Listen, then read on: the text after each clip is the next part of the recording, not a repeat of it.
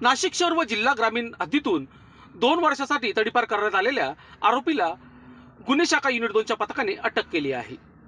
Police आयुक्तांच्या निर्देशानुसार तडीपार, फरार व पाहिजे आरोपीचा शोध सुरू असताना ही कारवाई करण्यात आली आहे।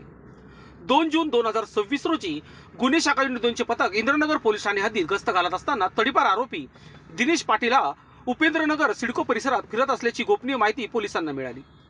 मिळालेल्या माहितीच्या आधारे पथकाने तात्काळ सापळा रचून हरिओम किराणा दुकानासमोर संशयिताला ताब्यात घेतले। चौकशीत त्यांनी आपले नाव दिनेश राजाराम पाटील, वय वर्ष 34, राहणार उपेंद्रनगर सिडको नाशिक असे सांगितले।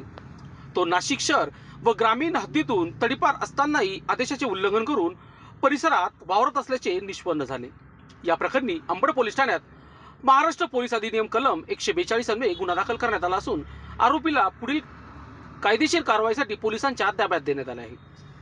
सदरची कामगिरी नाशिक पोलीस आयुक्त संदीप कर्णिक, पोलीस उपायुक्त गुन्हे शाखा, सहाय्यक पोलीस आयुक्त गुन्हे यांच्या मार्गदर्शनाखाली गुन्हे शाखा युनिट 2चे प्रभारी अधिकारी सहाय्यक पोलीस निरीक्षक हेमंत तोडकर, पोलीस उपनिरीक्षक संजय सानप, सहाय्यक फौजदार मनोज शिंदे व त्यांच्या पथकाने केली आहे।